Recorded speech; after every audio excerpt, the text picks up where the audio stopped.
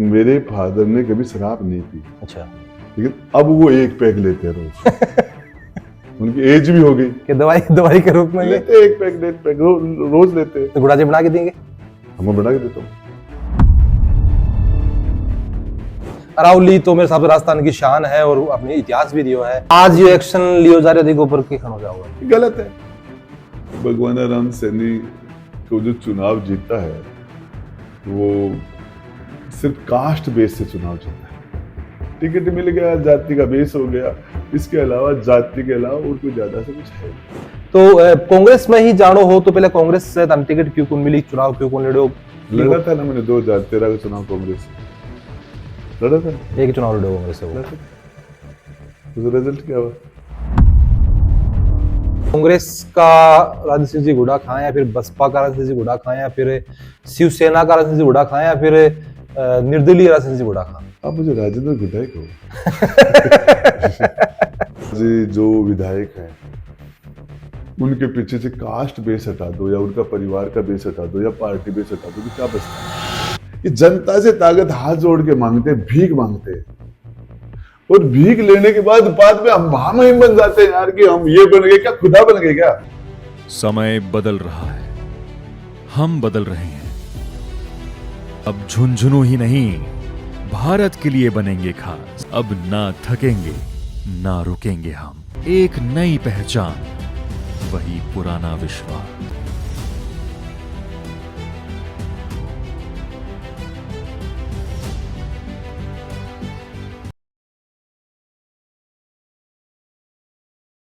थारा कुछ वीडियोस भी सामने आवे जगह अंदर थे शायद पिताजी होगा अपन का पैर दबाता हुआ कई बार नजर आया करो। मेरे साथ रहते हैं। तो कितना प्रेम है बाप बेटा के बीच में? देखिए मेरे फादर और मेरी मदर आज भी मेरे साथ रहते हैं और मैं ये वो वीडियो आ गया होगा कि रोज सुबह मेरे फादर को मैं घुमाता हूँ, मॉर्निंग वॉक कराता हूँ, मदर को भी कराता हूँ। मदर को, मेरे फादर ने कभी शराब नहीं पी। अच्छा। लेकिन अब वो एक पैक लेते हैं रोज। उनकी एज भी हो गई कि दवाई के रूप में लेते हैं, एक पैक डेढ़ पैक रोज लेते हैं। तो गुड़ाजी बना के देंगे? हम बना के देता हूँ। मेरे फादर 85 प्लस है। अच्छा।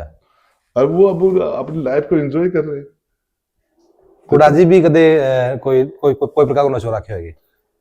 नहीं मैंने ऐसा नहीं। और कुछ वीडियो सामने आवे कि थे वर्कआउट करता, जिम करता भी नजर आया करो हो, तो फिटनेस को वो राज है कि? अरे मैं आपको बताऊं कि जब मौका मिलता है तो पहले पहाड़ में जाते थे, स्विमिंग भी करता हूँ और राइडिंग भी करता हूँ। स्विमिंग से तो पूरी पूरा झुंझुनू है वो जानकार है इस चीज से। हॉर्स राइडिंग भी करता हूँ, घोड़े मेरे पास। बिल्कुल वो भी है और सभी को रखना चाहिए। अच्छा तेरे एक चीज मेरे एक सामने वो भेजे थे, स्विमिंग की बात करी तो जो कि वो चादर है क्या बोला मैंने आपा कोट बांध की दी चादर है, तो भी कोट बांध के अंदर थे नाता वो थोड़ा जो वीडियो है वो काफी मिलियन के अंदर वो वायरल हो हो और भी के बाद में मैं देखो कलेक्ट्रेट के अंदर भी कुछ के ऊपर सवाल रखा गया कि बड़े प्रतिबंधित है तो गुड़ाजी के अंदर क्यों नहा रहे हैं। और एक चीज था सामने यही था, सबको सवाल पूछो कि भाई अंदर कोई जानवर भी हो सकता है, कोई मगरमच्छ भी हो सकता है, तो जवाब ये हो कि भाई राजनेता से बड़ा कोई मगरमच्छ कौन है? देखिए आपको बताओ कि प्रशासन को ये करना चाहिए, सरकार को ये करना चाहिए, समाज सेवी लोगों को ये करना चाहिए कि लोगों को स्विमिंग सिखाएं। जितने भी तालाब है, बांध हैं, जोड़ हैं, ये हैं, इनके अंदर पहले सारे लोग नहाते थे, सभी बच्चों को स्विमिंग आती थी। बिल्कुल सही बात है। और उनको सिखाना चाहिए कम पानी में आप, तो उससे एक्सरसाइज भी हो जाएगी। कभी ऐसी इमरजेंसी के अंदर ऐसी स्थिति हो जाए, अतिवृष्टि हो जाए, बाढ़ आ जाए, कोई भी कंडीशन हो, स्विमिंग तो सबसे बेस्ट एक्सरसाइज है। तो नहीं वो यदि कोई दूसरा तो उसको निकाल पाए, वो खुद ही नहीं निकलेगा, तो इनको ये प्रतिबंध कर दिया। मुश्किल से तो बांध भरते नहीं है। अब की बार भी हमारे शेखावट के बांध तालाब सा लगभग खाली है। मतलब ये है कि प्रशासन से प्रतिबंधित कर दियो चेबी की वजह से गुड़ाजी को मानी गलत कर दिया उसको प्रतिबंध। काय का प्रतिबंध है? स्विमिंग सिखाओ लोगों को, स्विमिंग कराओ लोगों को। आप तालाब है क्या भरते ही नहीं है? पहले गांव में तालाब होते थे, जोड़ होते थे, बांध है, झरने हैं, एनीकट है, जो सबके अंदर लोग तैरते हैं। आप कहाँ का प्रतिबंधित करोगे? आप मुझे एक आपने कोट बांध को कर दिया, बारिश हुई 1000 जगह आपके एनीकट है, तो अब बच्चों को आप अभियान चला के स्विमिंग सिखाओ ना। अब बांध की झरना की बात करी अरावली, एक ऊपर एक बड़ो फैसला आया कि 100 मीटर से कम है तो बा खनन भी को अंदर हो उसका है। अरावली तो मेरे हिसाब से राजस्थान की शान है और अपने इतिहास भी दियो है। ई पर थारो कोई बयान? देखिए, मैं आपको बताना चाह रहा हूँ कि ये हम लोगों को, हमारा पर्यावरण, आपको शायद एक चीज की जानकारी नहीं है और इसको बहुत कम लोगों को पता है। हम जब पढ़ते थे स्कूल में, उसी टाइम से जब हम पढ़ते थे, उसी टाइम से लाखों पेड़, जो मनसा माता का है, जो 10,000 हेक्टेयर से ज्यादा फॉरेस्ट है, उसको हम लोगों ने पूरी तरह लोगों को समझा के, लोगों को कन्विंस करके, और हमने गांव गांव में यूथ की टोली बना के, और हमने फॉरेस्ट को सेफ रखा, पेड़ों को सेफ रखा। और आज आपको ये बता रहा हूं कि हमारे मनसा माता की साइड के अंदर जाके देखो, ऊपर मंडावरा साइड है, चाहे गिरावड़ी साइड है, चाहे छापुली साइड है, चाहे पोंक साइड है, आपका इस लेवल का जंगल है जो आपके सरिस्का और रणथंभौर में नहीं है। नहीं, अच्छा है, बिल्कुल अच्छा है। और वो उसके पीछे है ना, उसकी कटाई हमने 30 साल पहले, 35 साल पहले, 1990 से पहले, 1990 से पहले, तब से हमने उसको, अवैध कटाई को हमने रोका था। और सारे यूथ, नौजवान सारे मिलके इस पर्यावरण को किस तरीके से बचाया जाए, किस तरीके से बचाया जाए। आज ये एक्शन लियो जा रहे थे ऊपर की खड़ो जाओगा, गलत है। बूढ़ा जी सामने आऊंगा के जे पापा कहानी सुने वे खेजड़ी बचाने के लिए जान दे दिया करता पहले हमारा पूर्वज। देखिए, आपको एक बात बताना चाह रहा हूं, आपको एक बात, कि आज सिचुएशन ये है आज कि जिस तरीके से अवैध माइनिंग हो रही है, या जो सारे नियमों को धज्जियां उड़ा के लीज पर लीज दी जा रही है, करेसरों ने क्या कर रखा है, ये सारा का सारा आपके पास जितना राजस्व आ रहा है उदयपुर वाटी से, खेतड़ी से, वो पैसा आप, पर्यावरण तो वहां का बिगड़ रहा है। आज जो वहां का पर्यावरण बिगड़ रहा है, वहां करेसर लग गए, वहां के पेड़ों का रंग बदल गया, वहां के लोगों का रंग बदल गया। अब और उसके बाद में जो आप जो वहां जो बजट है वो पूरे जिले में दे रहे हो। डीएमएफटी का बजट है, डीएमएफटी का बजट सबसे ज्यादा जहां हमने पर्यावरण को नुकसान पहुंचाया, उसी का वहां बजट खर्च करो। सही बात है। फिर आप मुझे एक मंडावा के अंदर है या आपके पिलानी के अंदर आपका पर्यावरण बिगड़ा ही नहीं है, जहां ब्लास्टिंग हो रही है रोज, जहां करेसर चल रहे हैं रोज, जहां सब कुछ तबाह हो गया, उसी का आप पेड़ लगाइए, उसी का आप और कुछ कीजिए। डेवलपमेंट करना तो आप वहां कीजिए। आप जाके देखिए, आप मतलब एक पेड़ माँ का नाम ये अभियान चाले, फिर अरावली मिटाना काम कर आपको मैं बताऊं, आप नीम का थाना से कोटपुतली जाओ, आसपास का आसपास का 50 किलोमीटर का क्षेत्र रहने के काबिल नहीं रहा, काबिल ही नहीं रहा। ये खेतड़ी के अंदर जाके देख लो, ये हमारे जगह वहां जाके देख लो, छापोली के अंदर क्या स्थिति है, पूरी बामुनी के अंदर आज क्या स्थिति है। थोड़ी सी राजनीति को वापस आ जाओ। उदयपुर की बात करी तो अभी बड़ेगा वर्तमान जगह विधायक ही भी भगवान राम जी सैनी, और बनका काफी सारा बयान आवे कि मेरी चाल लगो, और अभी भी शुभगण जी चौधरी ही बे विधायक ही। देखिए, मैं आपको बताना चाह रहा हूँ, भगवान राम सैनी लंबे टाइम तक मेरे साथ रहे। थारो एक बयान भी आया कि मैं डिग्गी में गले अंडा अरे नहीं, वो तो खैर मैं आपको बताना चाहता हूँ कि भगवान राम सैनी को जो चुनाव जीता है, वो सिर्फ कास्ट बेस से चुनाव जीता है। टिकट मिल गया, जाति का बेस हो गया, इसके अलावा जाति के अलावा और कोई ज्यादा से कुछ है नहीं। एक बात दम कोने जाति के अलावा क्या है, क्या है? 5 साल प्रधान रहे, उसका आउटपुट क्या है, क्या है?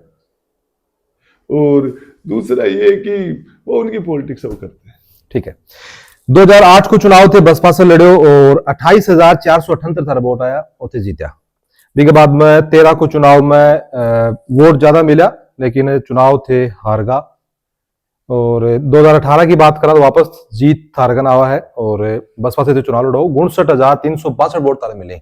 दोनों बार गुड़ा जी की एक चीज कॉमन रहा यार है कि पहली बार 2008 के अंदर 5 विधायक के साथ में थे कांग्रेस में जाओ, और 2018 के अंदर 6 विधायक के साथ में थे बसपा के विधायक के साथ में कांग्रेस में जाओ।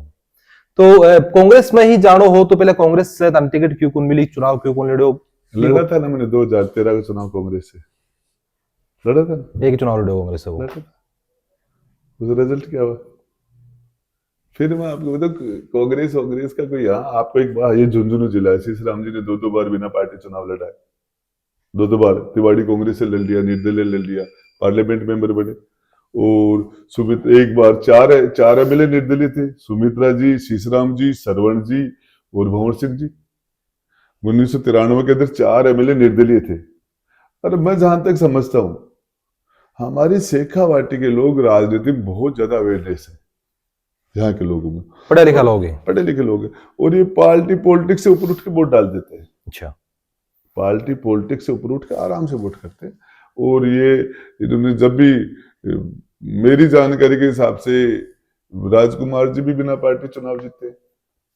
और यहाँ झुंझुनू में पार्टी वार्टी का जो सिस्टम है, तो आप ये क्वेश्चन करो तो सुमित्रा सिंह जी मौजूद है अभी, तो उनके बराबर पार्टियां तो किसी ने बदली नहीं। फिर भी अगर ताना जा हो जाए तो के भाई कांग्रेस का राजन सिंह जी गुड़ा खाएं, या फिर बसपा का राजन सिंह जी गुड़ा खाएं, या फिर शिवसेना का राजन सिंह जी गुड़ा खाएं, या फिर निर्दलीय राजन सिंह जी गुड़ा खाएं? आप मुझे राजेंद्र गुड्डा ही कहो।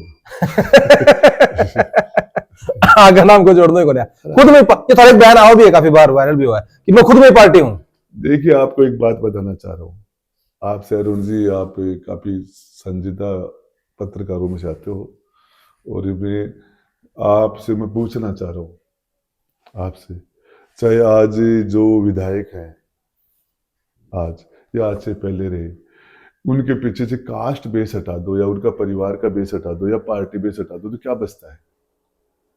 चाहे जितने भी लीडर रहे, शीशराम जी जाट नहीं होते तो नेता नहीं होते, सुनो मेरी बात।